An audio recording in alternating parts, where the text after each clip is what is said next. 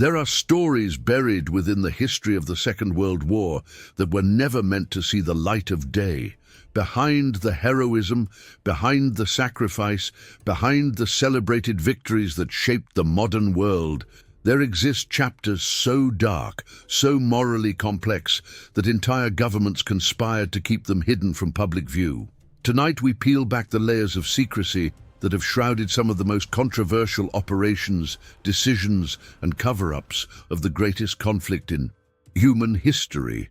These are not tales of simple villainy. These are stories of impossible choices made by men who held the fate of millions in their hands. Stories of commanders who faced moral dilemmas so profound that the answers they chose continue to haunt us 8 decades later. In the war rooms and bunkers of Allied command, classified documents were drafted, signed, and in many cases deliberately destroyed.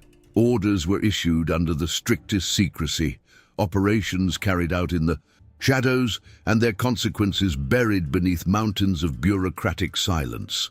The victors wrote the history, and what they chose to omit tells us as much about the nature of war as what they chose to reveal. From the frozen displacement camps of Austria to the firestorms that consumed entire cities, from secret chemical weapons to the recruitment of enemy scientists who exploited slave labor, the decisions made during World War II raise questions that have no comfortable answers.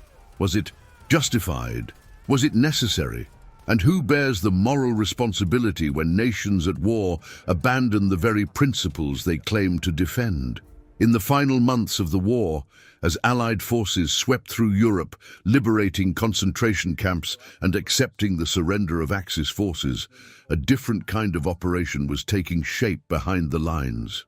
Operation Keelhaul remains one of the most shameful episodes in Western Allied history, a systematic betrayal of trust that saw millions of displaced persons forcibly returned to Soviet custody, where many faced imprisonment, forced labor, or execution. The origins of this tragedy lay in agreements reached at the Yalta Conference in February 1945, where Churchill, Roosevelt, and Stalin agreed that all Soviet citizens found in Western-occupied zones would be repatriated to the Soviet Union.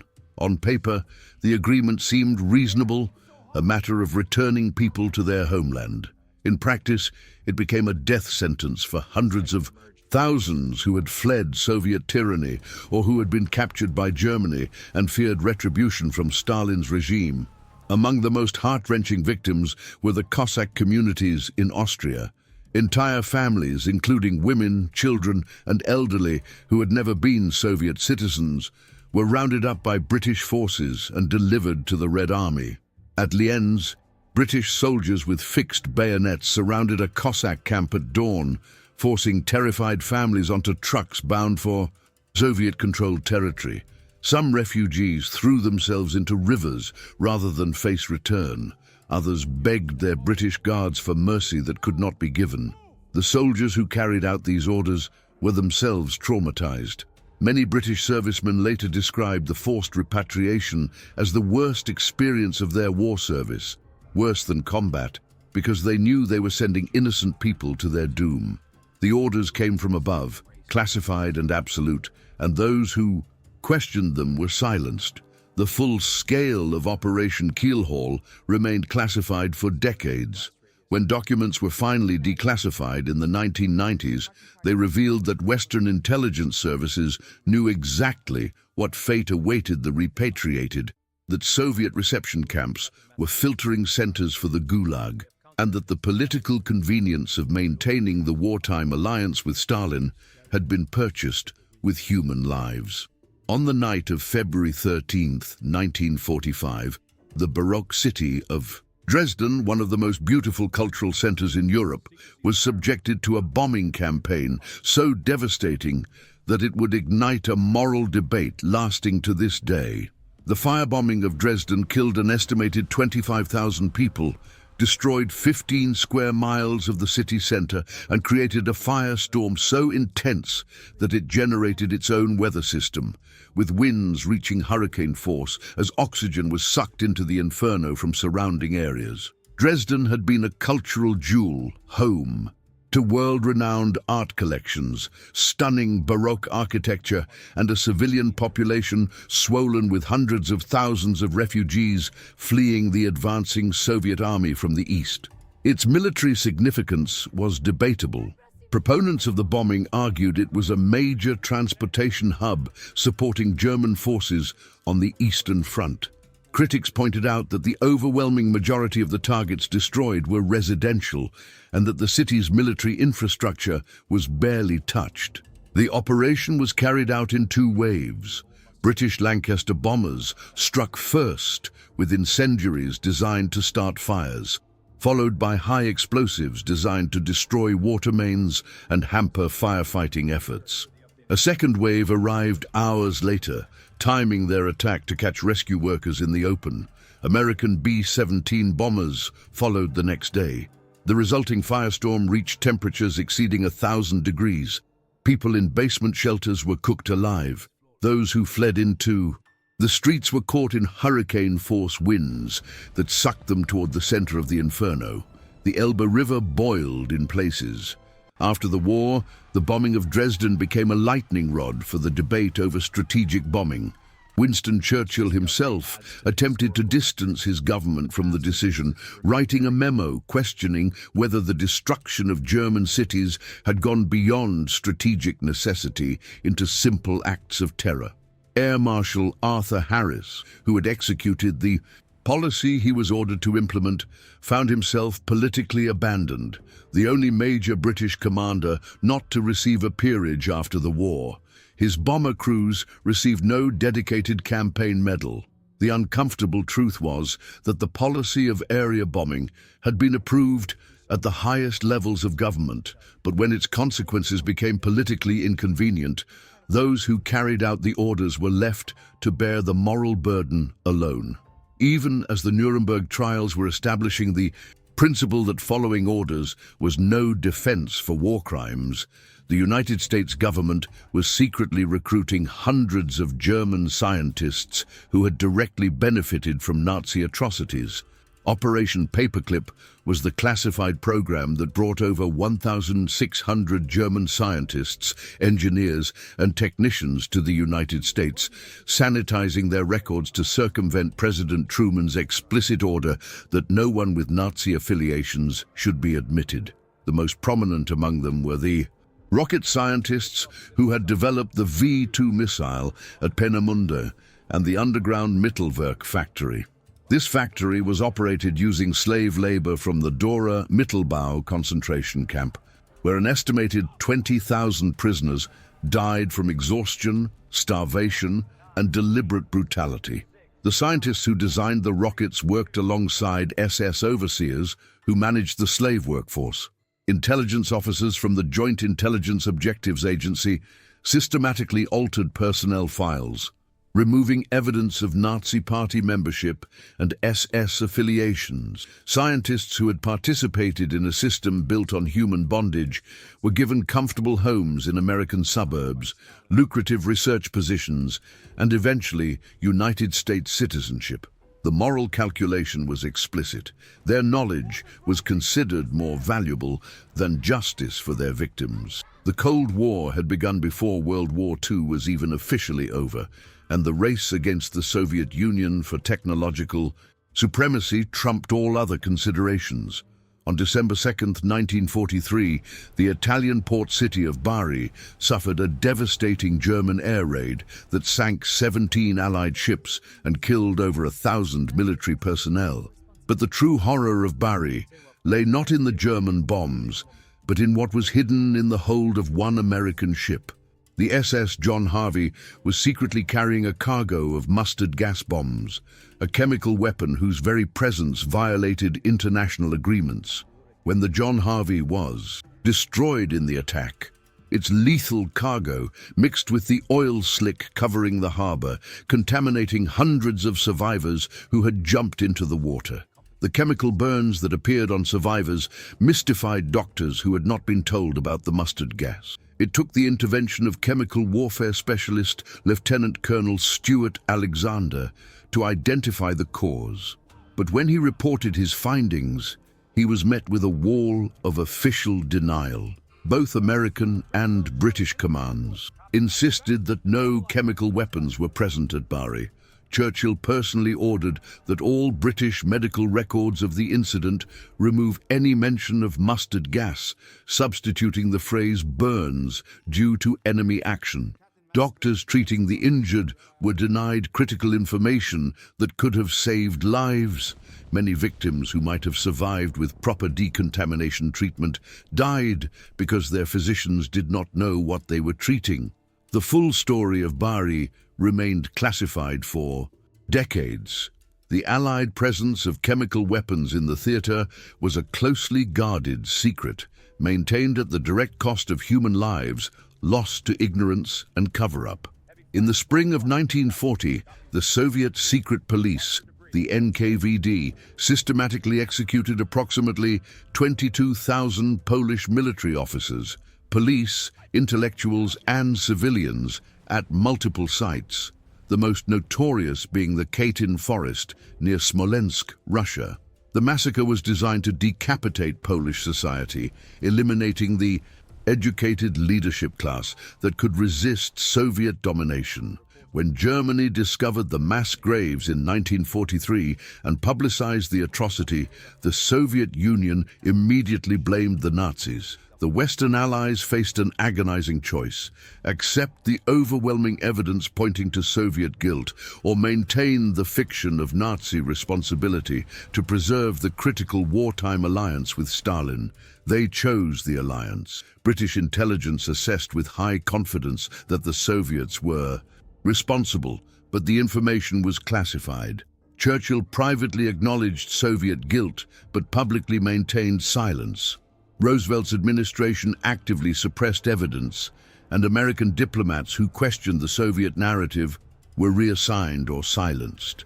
At the Nuremberg trials, the Soviet prosecution attempted to include Katyn among the charges against the Nazi defendants. When the evidence proved too contradictory, the charge was quietly dropped, but no investigation into the actual perpetrators was pursued. For nearly 50 years, the Western Allies maintained their complicity in the cover-up. It was not until 1990 that the Soviet Union, under Mikhail Gorbachev, finally admitted responsibility for the massacre.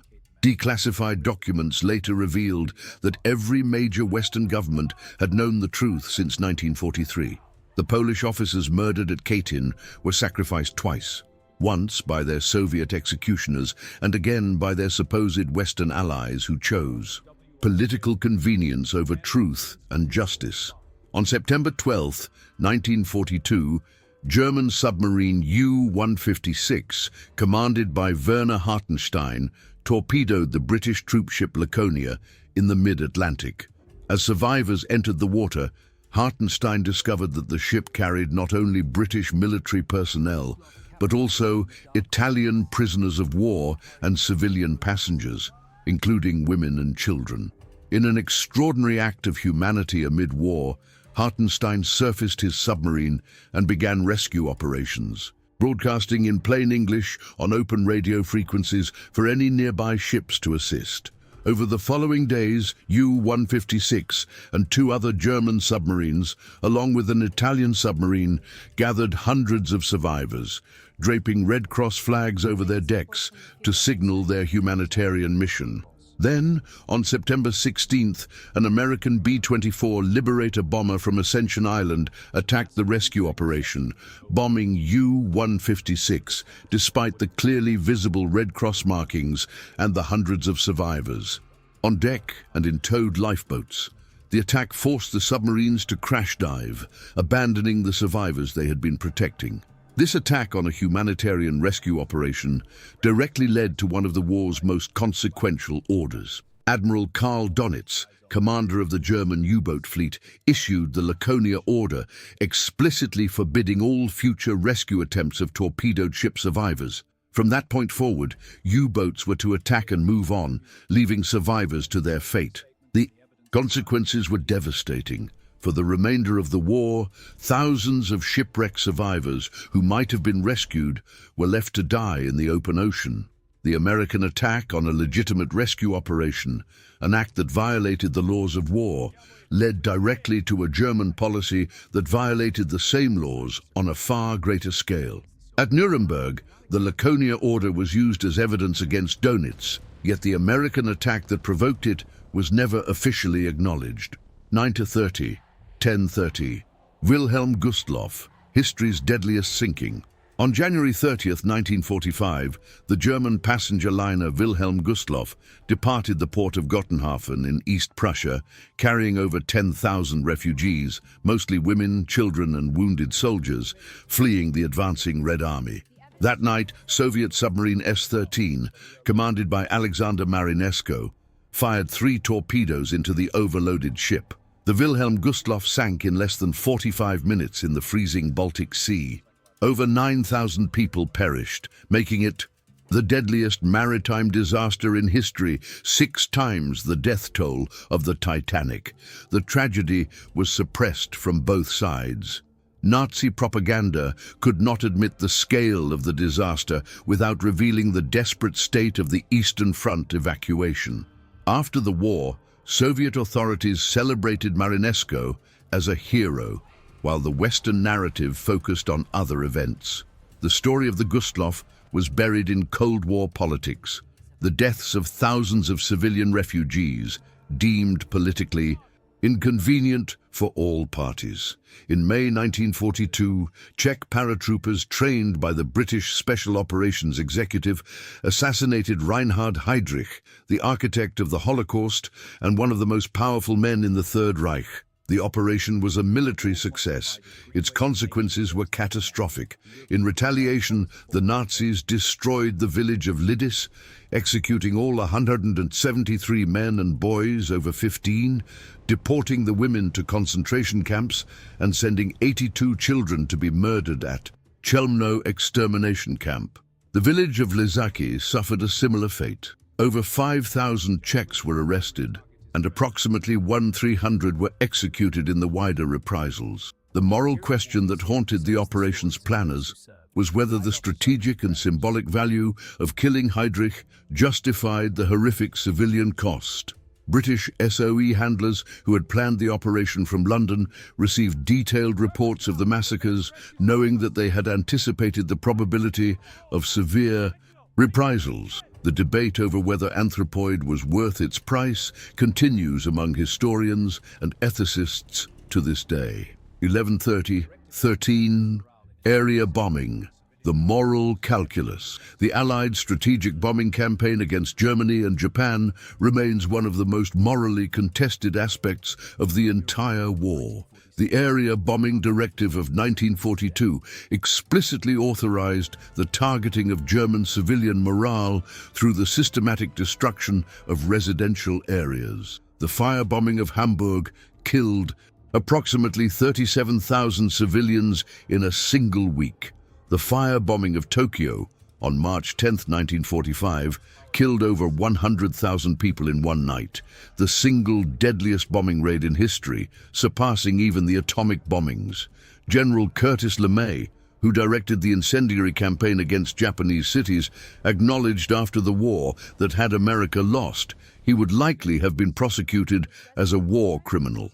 The post-war United States Strategic Bombing Survey raised troubling questions about the effectiveness of area bombing, finding that German industrial production had actually increased during the heaviest bombing periods, and that civilian morale, while affected, had not broken. The vast human cost may not have achieved its stated strategic objectives. The bomber crews themselves paid an enormous price.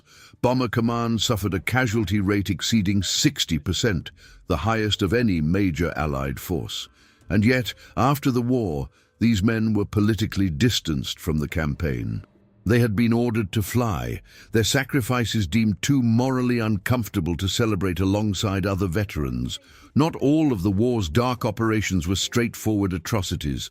Some represented morally complex operations where deception saved thousands of lives at the cost of sacrificing a few. Operation Mincemeat used a dead man's body carrying false documents to convince Germany that the Allied invasion of Sicily would actually target Greece and Sardinia. The elaborate deception worked brilliantly, saving countless lives during the actual invasion. The Ghost Army, the double-cross system, and the vast deception operations supporting D-Day created phantom armies and false intelligence that kept German reserves away from Normandy on the critical first days of the invasion. But deception had its costs. To protect the Normandy secret, Allied intelligence sometimes allowed resistance networks to be captured, sacrificing brave individuals who were considered expendable in the larger strategic calculation. SOE agents were left without warning of compromised networks. The moral arithmetic of deception counted some lives as worth more than others, a calculation that commanders made daily with full knowledge of its human cost. The development and use of atomic weapons against Hiroshima and Nagasaki in August 1945 represents the ultimate moral dilemma of the Second World War and arguably of all human history. The Manhattan Project consumed $2 billion and employed over 125,000 people in absolute secrecy. When the Trinity test proved successful on July 16, 1945, J. Robert Oppenheimer famously recalled the words of the Bhagavad Gita. The decision to use the bomb on populated cities was not inevitable. Several Manhattan Project scientists petitioned for a demonstration explosion on an uninhabited target. Others argued that the shock of actual use on a city was necessary to force Japanese surrender and prevent the estimated hundreds of thousands of casualties that would result from an invasion of the Japanese home islands. The bombing of Hiroshima on August 6, 1945, killed approximately 80,000 people instantly, with tens of thousands more dying from radiation exposure in the following weeks and months. 3 days later, Nagasaki was struck, killing approximately 40,000 immediately. The debate over whether the bombings were justified continues to divide historians and ethicists. The immediate argument was that the bombs shortened the war and saved both Allied and Japanese lives that would have been lost in an invasion. Critics point out that Japan was already seeking surrender through diplomatic channels, that the Soviet declaration of war was likely sufficient to force capitulation, and that the civilian targeting represented a fundamental moral violation regardless of its strategic utility. What is beyond debate is that the atomic bombings opened a Pandora's box that has threatened human civilization ever since.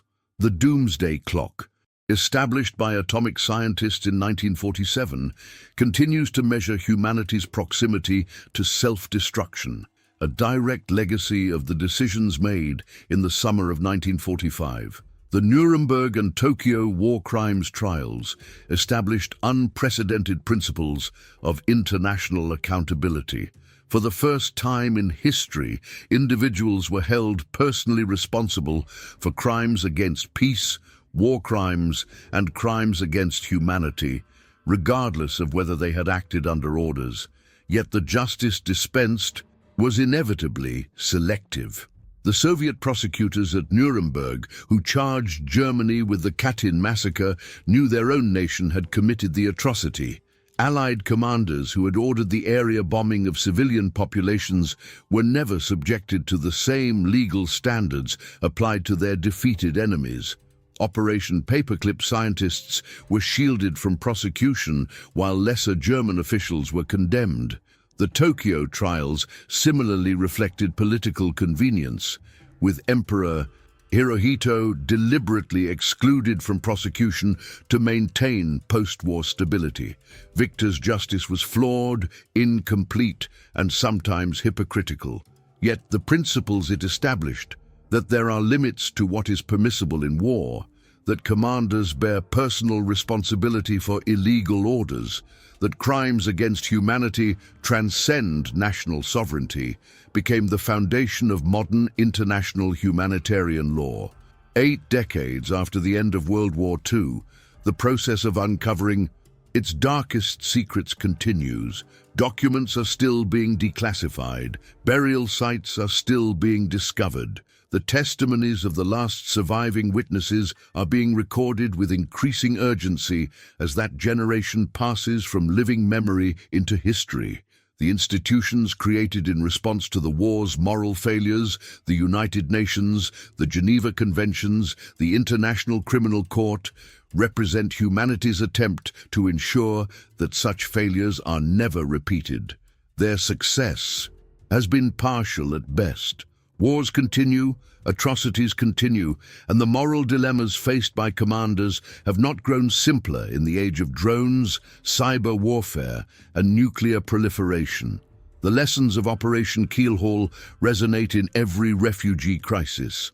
The legacy of Dresden and Tokyo echoes in every debate about military intervention and civilian casualties. The moral compromise of Operation Paperclip finds its reflection in every pragmatic deal struck with former enemies in the name of national security. And the shadow of Hiroshima and Nagasaki hangs over every nuclear-armed nation on Earth. The stories we have told tonight are not comfortable ones. They do not fit neatly into the narrative of good versus evil that we prefer when we remember the Second World War. They reveal that even in a war against genuine evil, against a regime that perpetrated the Holocaust and sought to enslave entire continents, the forces of liberation were capable of their own moral failures, their own cover-ups, their own calculated sacrifices of innocent life. The commanders who made these decisions were not, for the most part, evil men. They were human beings operating under impossible pressure, facing choices where every option carried a terrible cost. To understand them is not to excuse them. It is to recognize the fundamental truth that war, even just war, corrupts everyone it touches. Every decision to sacrifice some lives to save others, every cover-up justified by national security, every moral compromise made in the name of victory leaves a scar on the conscience of civilization. The classified documents, the suppressed testimonies, the deliberately buried truths, these exist because those who made these decisions knew, on some level, that what they had done could not withstand the light of moral scrutiny. The question that echoes across the decades is not whether these things happened because they did. The question is what we do with this knowledge. Do we allow the complexities of wartime morality to excuse future atrocities? Or do we hold ourselves and our leaders to the standards we claim to fight for? The white crosses in Normandy, the peace cranes in Hiroshima, the memorial candles at Katyn, and the empty streets of rebuilt Dresden all ask the same question. How far may a nation go in defense of what is right before it becomes what it claims to oppose? There is no simple answer. Perhaps there never will be. But the asking of the question, the refusal to forget, the insistence on truth, even when truth is painful and politically inconvenient, this is the only safeguard we possess against the repetition of history's darkest chapters. The secrets of World War II are at last coming to light. What we choose to do with that light will define whether the sacrifices of that generation, all of them, soldier and civilian, victor and vanquished, the celebrated and the forgotten, will have meant anything at all. The fog of war may obscure the truth, but it cannot erase it. And as long as we continue to look, to question, to remember, and to demand accountability, there remains hope that the blackest operations of our past need not become the blueprint for our future.